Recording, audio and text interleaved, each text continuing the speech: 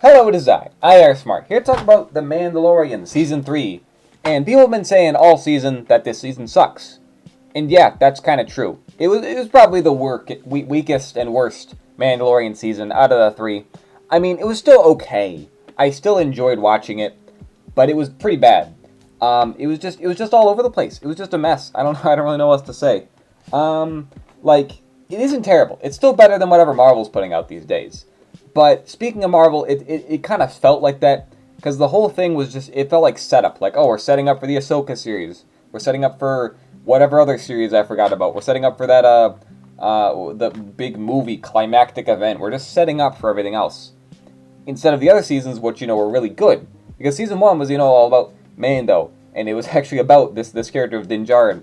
And then season 2 was more about his journey and him and Grogu's relationship.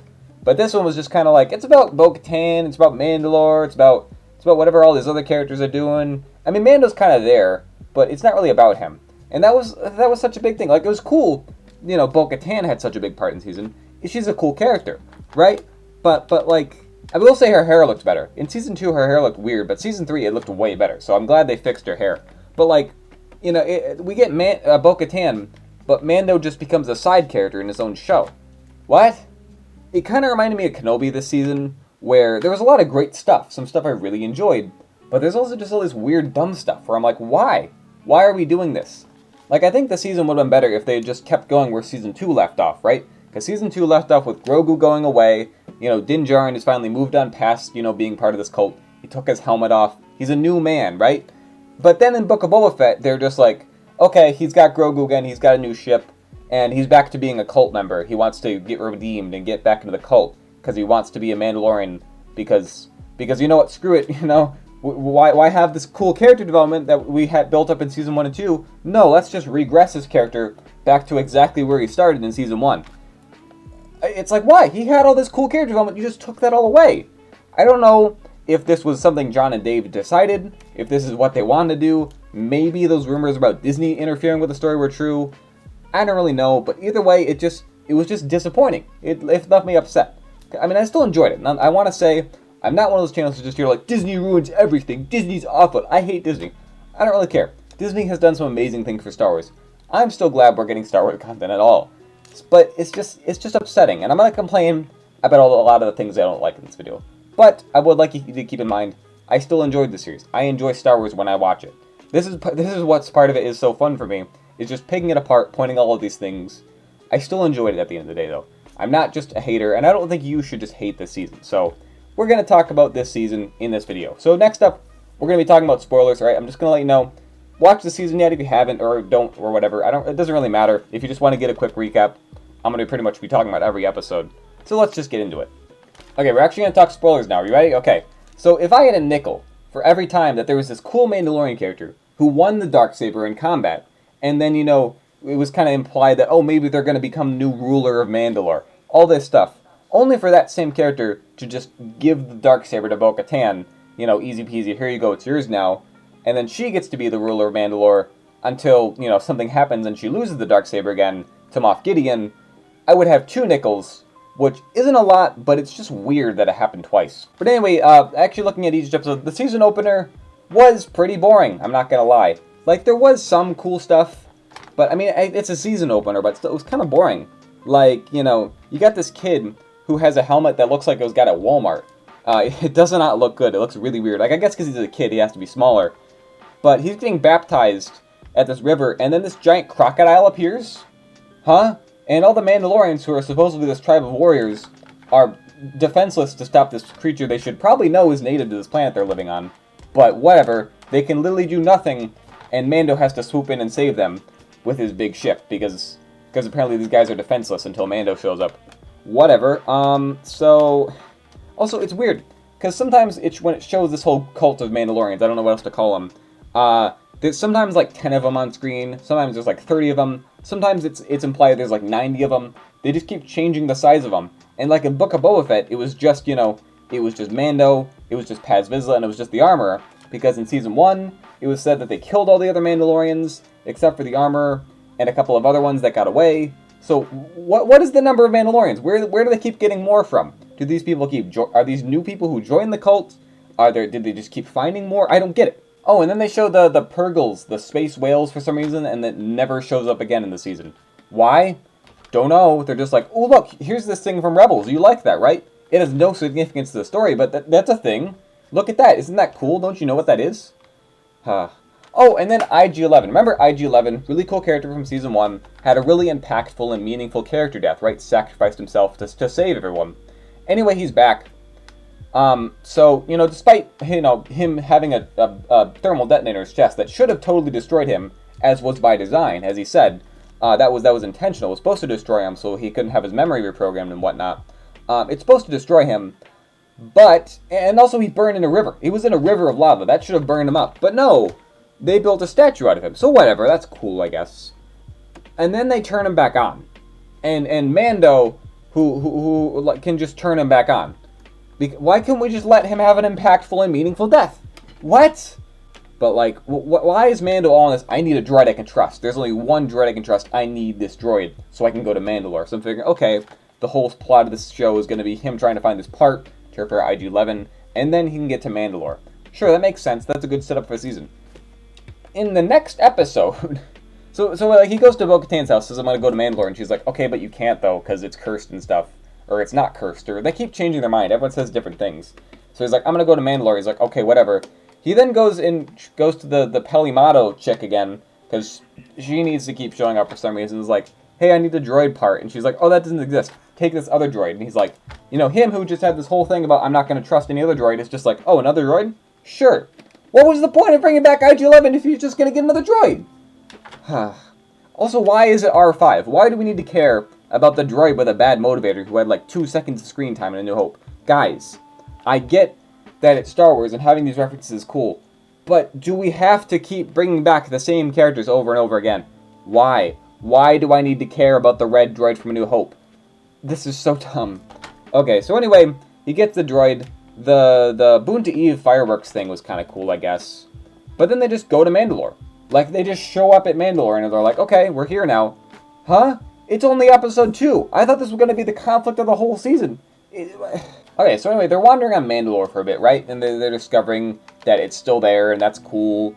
But there's a spider dude. Okay, I actually did like this episode because the spider dude was in it. That was cool. I don't know why. There's this random giant mechanized creature with a little small creature inside of it, controlling this big mech suit. That's really cool to me. I don't know what it is. And it captures Mando.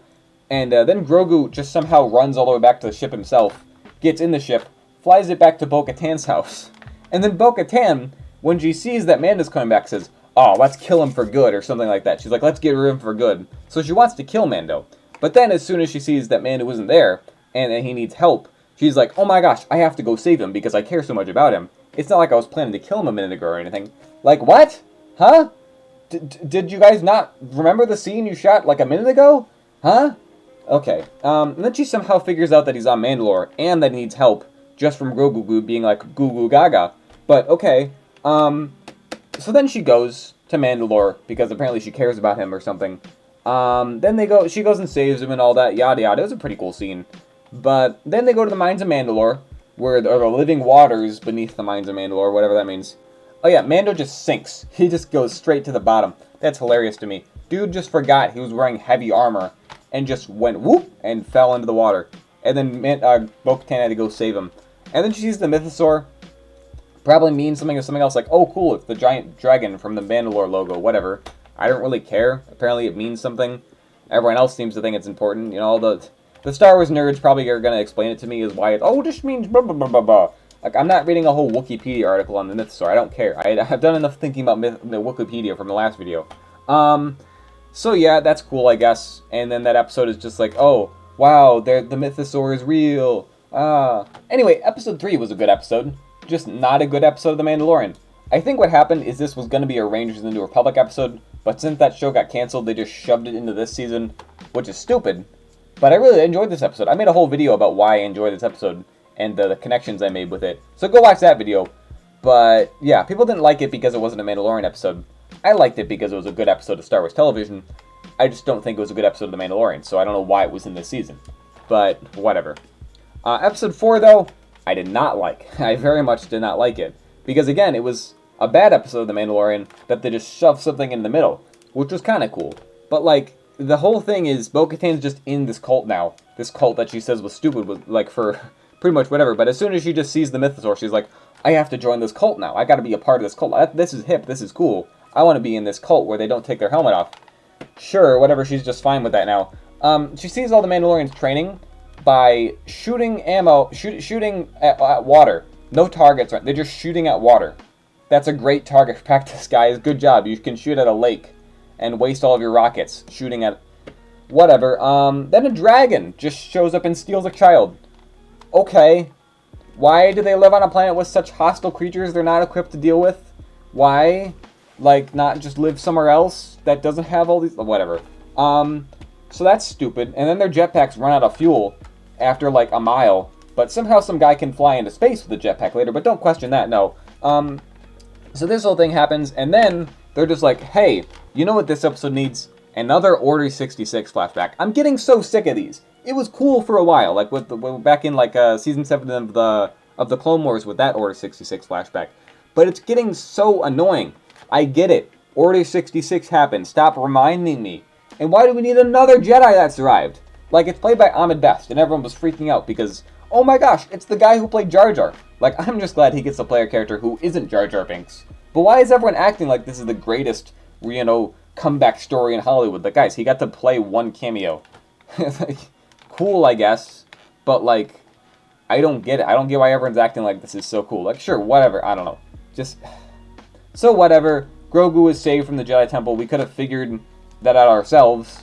That, you know, because, I mean, he was alive. So we kind of figured he survived Order 66 somehow. I don't know why we need to be shown that, but I digest. So then, what else happens? Oh yeah, they go and save the kid, and it's just kind of dumb. Didn't really care.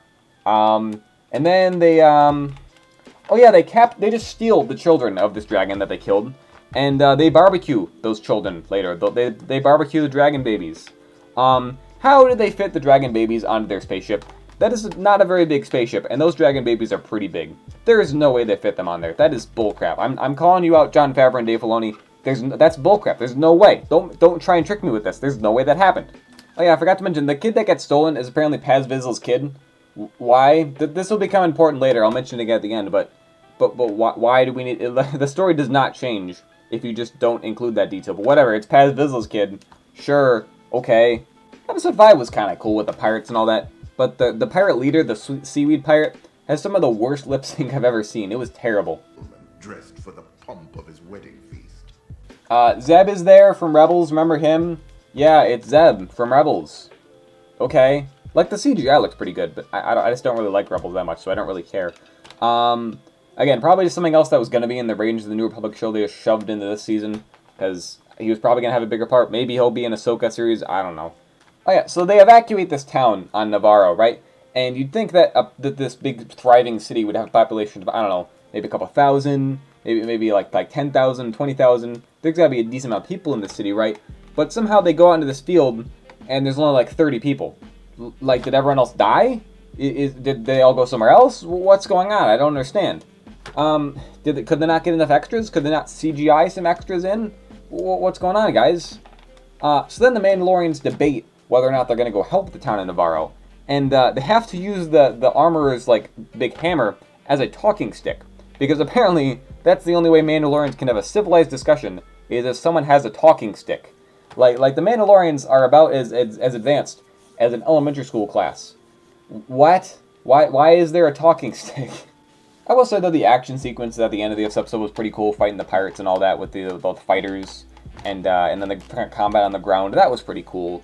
But then the armorer is just like, hey, Bo-Katan, take your helmet off. I know, like, I'm all about, you know, people keeping their helmet on, but I think it's okay if you do it, because you walk both worlds, whatever that means. The armorer is such a weird character. They just keep changing her. Sometimes she seems kind of sinister and maybe like a villain. Sometimes she's, like, all about, you know, the Mandalorian. I can't figure out what they're doing with the character. It's so weird. This is the big reason why people thought she was going to be a spy, but she turned out to not be a spy. But anyway, Bo-Katan is just can take our helmet off now, but none of the other Mandalorians can, because Bo-Katan is special. Why? And then, what else? Oh yeah, they're like, oh, Moff Gideon escaped. And it's like, okay, I could have figured that out. We didn't really need a scene. But then it's like, there's Beskar here? Mandalorians rescued Moff Gideon? That's so weird. It's like, wonder where that's going to happen. It really doesn't have that cool of a payoff, so don't get too excited. Oh, right, episode 6. This was the cameo filler episode. I don't usually call stuff filler. I think in a TV show, even if something isn't moving the plot forward, the characters are still going to get developed in some way. But that didn't happen. The plot and the characters didn't get moved forward until like the last 5 minutes of the episode. The rest of it was just, look, it's all these characters and all these other references like to the droids in the Clone Wars. Don't you like that? So the episode starts with these weird British aliens making out. It's extremely funny and extremely uncomfortable all at the same time. I don't know what it is. I just found that hilarious that these aliens that have the most disgusting looking faces have British accents. That's hilarious to me. And then they just like the tentacle lady just like uses their tentacles to like stroke the dude's face, and that's them making it. It's gross. I love it. And look at this. It's famous YouTuber Jablinski Games. Like, okay, but seriously though, like, why? Like, Jack Black is cool. I'm a big Jack Black fan myself. You know, I grew up with School of Rock as a kid. But why? Like he's such a distinctive looking person. Like, if it was just his voice, like if it was just his voice doing some animated show thing, that would be cool, I think. I think he deserves to be in Star Wars. He's a cool guy. He's a big Star Wars fan. But him just in live action, it's Jack Black. Like, I look at that, I don't even remember what his character name was. It's literally just Jack Black. And Lizzo, I'm gonna be honest, I had no idea who she was until people started complaining about her being in Star Wars. She's a rapper, I think, or some other kind of musical artist. Never heard of her. But like, why? Like, she's not an actor or anything, I don't think. So I think she was really just in this episode because she wanted to hold Baby Yoda. Christopher Lloyd was there though. That was cool. I'm a big Back to the Future fan. Another actor I'm a big fan of. So I guess in that way I kind of still saw him as Doc Brown in this episode. But it was still cool to see him as like a separatist, and he talked about Count Dooku. That was actually kind of sick. And then he was the one who said the quack that calling the Stifling slimy. If that isn't the quack calling the Stifling slimy. It's growing on me. I might start saying it because it's kind of a funny phrase, but it's so weird to see Christopher Lloyd just say the most nonsensical Star Wars phrase. It really caught me off guard the first time he said it. I'm like, what is he even saying? But yeah, then the actual plot of this episode happens at the very end, where they go talk to the other Mandalorians, and Bo-Katan just wins a fight against this other guy. Sure, and then she just gets the Darksaber again, because why are we? It was cool when it showed up in season 1, but at this point it's just like, oh, the Darksaber, it means all this stuff. The whole season was just like, oh, the Darksaber, the Darksaber, the Darksaber. It's like, oh, jeez. I don't care anymore. You made it boring. You made the Darksaber boring. How'd you make the Darksaber boring? Why did this happen? Okay, so episode 7, the spies, which there's only one spy, so why does it say the spies plural? Like, this was a big reason people were, looking into that armorer theory, or just that one of the Mandalorians was going to betray everyone, because the episode was called The Spies. Sure, we see Kane, who's a spy for Moff Gideon, which we could have figured out ourselves, honestly. I don't know why they needed to tell us, but sure, she's a spy, but the spies implies that there's multiple spies, but in the episode, there's only one spy. Huh? And it really seemed like they were setting up the armorer to be the spy, but no, she's just the armorer. Okay. Moff Gideon's Shadow Council is pretty sweet, though. Like, it's just set up for Ahsoka, where it's like, oh, Thrawn is coming back, and everyone's like, oh, Thrawn, whoa! I don't really care. But seeing that there's all these Imperials who are like, guys, we have to pretend that we're just warlords, so that New Republic doesn't catch on that we're really working together. That's cool, I like that. It was cool that General Hux was there, or, well, General Hux's dad was there. It was played by Donald Gleason's brother, which is cool. That's cool that they did that. But it's supposed to be his dad, so that's cool. It's a character who was in like a comic or something. That's cool that he's there. What else? Then there's just so much in this episode. Oh yeah, IG-12. That's dumb. Again, just let IG-11 be dead. Why does Grogu need a mech suit? Like, he seems to be fine and mobile just without it, and he literally never uses this except for like 2 times in the finale. The Viking ship is cool though. I like that, because I mean the Mandalorians are inspired by Nordic culture. That's a cool thing I learned this season when I was looking up stuff about it. So then having a big Viking ship is pretty sick. So then actually Bo-Katan and Din have this intimate moment, I guess. I don't know what else to call it. They like talk and have a really great conversation. And Mando actually gets to have a really short, quick little monologue to Bo-Katan. It's really good. It's the only bit of significant dialogue he has in the entire season. I don't know why we had to wait 7 episodes in to get it. Oh yeah, then these Stormtrooper Mandalorians. They're kind of like the Imperial Super Commandos. I don't know if that's what they're called. But the thing is, they're wearing Beskar, right? And so we've been told that Beskar is blaster-proof, right? Because whenever Mando gets shot, it just bounces off his armor. But for whatever reason, during this fight, everyone is wearing Beskar armor, but somehow people are dying on both sides to blaster bolts. Because apparently Beskar armor is not impervious. Like, make up your minds. Is it Beskar armor blaster-proof or not? What's going on? Is it only blaster-proof when a main character's wearing it? Or like, oh, it's a stormtrooper, so they can die now. Huh? What? Or it's a background Mandalorian, they can die. I don't get it. So anyway, then Gideon returns, and he turned himself into a dark trooper. That's the funniest thing I've ever seen. And then the Mandos are like, oh, no, you trapped us. You made a base on Mandalore. We're so mad at you. And then they shoot a blaster-proof door. Good job, guys. Then they try. Then Bo-Katan like cuts a hole and they escape. But Paz Vizsla, who easily could have, just gone through the hole, is like, no, I have a big gun. I have to sacrifice myself. In the most boring character death I've watched in a while. Like, his scene fighting off all the Stormtroopers was cool. But again, why is it that his blaster, just because it's a big gun, it can shoot through Beskar? But when the other guys are shooting him, it just bounces off his Beskar armor? What's going on here?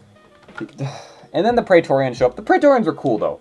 Like, I think that was a pretty cool, introduction of, like, this in-between Praetorian guards. They're more advanced than Palpatine's Red Guards, but not really Snoke's Red Guards. It's cool. It's a cool in-between. I like the design of them. They go out like punks in the next episode, but they're cool. Anyway, despite all the stuff I just complained about, this was probably the best episode of the whole season. It looked the best, I thought. So the shots looked really good. Just the cinematography and the visual effects. And then also that scene with Mando. There was a lot of great stuff in this episode I forgot to mention, but I'll say it's probably the best one. But the finale was not good. It was bad. Okay, there was TIE Interceptors. I love TIE Interceptors. TIE Interceptors are like my favorite ship ever. I love the design of them so much. They're so cool. My dad pointed out they hang from the ceiling like bats, and they go whoosh, in this big swarm. It's so cool. I love that observation. It's very cool. I love that they did that, and they come out of this big cave. It's very cool. But here's the thing. So why is it that some random droid can just plug into an Imperial USB port, or whatever you call it, and just access all of the base's information? Like, what? This has been a problem since, like, A New Hope, where, like, R2-D2 could get into the Death Star so easily. Guys, we're the Empire. We're the strongest force in the galaxy. Can we not use passwords or, like, some kind of encryption to protect our very sensitive information on our Imperial base? The entire Death Star blowing up and the entire fall of the Empire could have been prevented if we had just put passwords on our droid stations. Oh, then there's this whole scene where the Mandalorians are just, like, flying around in this cave, and there's this big fight scene versus the Imperial Mandalorians and the real Mandalorians, and they're all just flying at each other, and it was terrible. I hated it. Like, it was kind of cool, but it was just a CGI mess. I couldn't even tell what was going on. It was just a swarm of blur, and I couldn't even tell what was going on. It looked awful. Bo-Katan flying with the Darksaber is kind of cool, but it just did not look good. It looked bad. Then there's Moff Gideon clones. All this setup of, Moff Gideon doing these experiments on Baby Yoda just ended up he wanted to give himself the Force, but he wanted to give his clones the Force, and one of them opens his eyes and jump scares the audience. Sure, but, like, it's just so disappointing, because Gideon was such a cool villain, right? He was a great villain in Season 1 and 2. He just, like, shows up, he's cool, he's cold, he's calculating, he's figuring all this stuff out, he has all this, power, but he doesn't really mention it. But in this season, he's just like, mwahaha, I have this big suit of armor, I'm so strong, I rule Mandalore now, I'm better than you, mwahaha. He just turns into this such boring, stereotypical, mustache-twirling villain. Actually, no, where did his mustache go? It's gone. What? Where did it go? He had such a cool mustache, but it's gone now. This could be, there's a theory that he didn't actually die because this is Star Wars, and characters never die, they always, come back. So maybe it was just a clone, because all the other clones didn't have a mustache, so maybe this is just a clone. But like, why is it? They're just going to be like, in the Ahsoka series, somehow Moff Gideon returned. It's going to be so dumb. So yeah, then Grogu and Mando fight the Praetorian Guards. The fight was cool, if not a little bit silly, that this little 1-foot dude is somehow running away from these highly trained guards. And, whatever. But seeing them team up and, like, fight, Grogu's using the Force, Mando's using all his guns and other stuff, it was cool. It was a cool fight. I'm glad that they teamed up and got to fight together. That was cool. But probably a highlight of the entire episode, if I'm being honest. But then the Darksaber, right? So they're all fighting Moff Gideon now, who, Beskar armor is apparently just plot armor now, that, is only works when the story needs it to.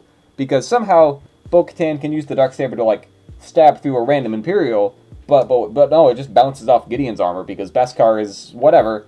And And then, you know, the hilt of the Darksaber, right? It's made of pure Beskar? No, apparently not, because Grodian can just crush it with one hand. What? Huh?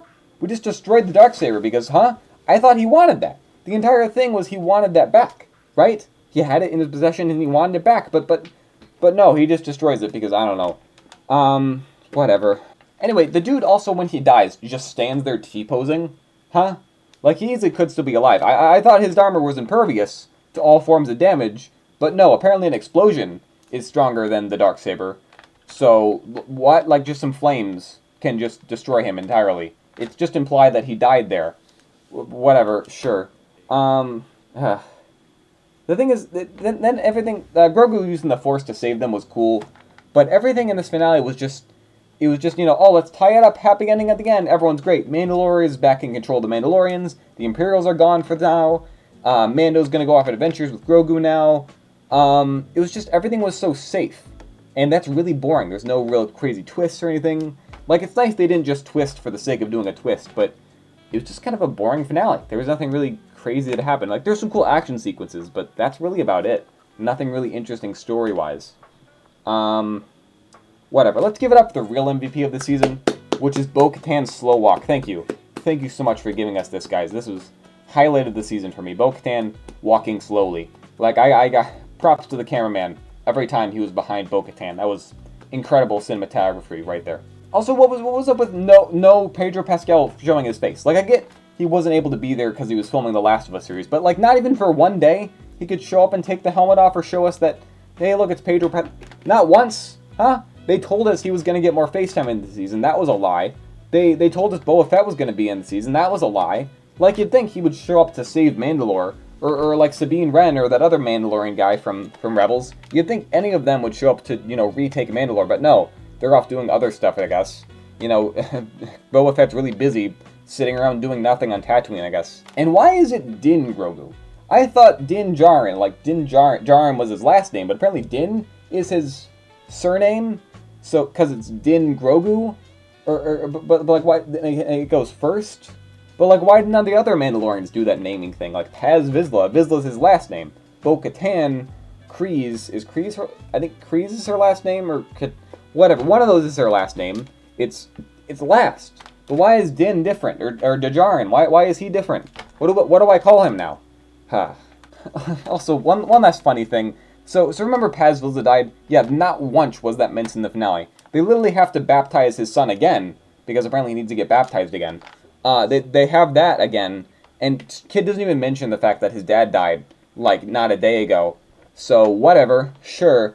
That's just funny to me. Dude died and literally no one cared. I mean, the audience didn't really care either. I didn't really care. So, whatever. So, yeah. Mando Season 3. I still had fun watching it. I had fun making this video about it. But just disappointing, honestly. And I just got a lot I need to complain about in this video. So, it's kind of long. If you watched the way, thanks. But, I don't know. I think I'm just going to go watch Andor again. I probably need to rewatch that. That was so good, dude. Anyway, that's it. Bye.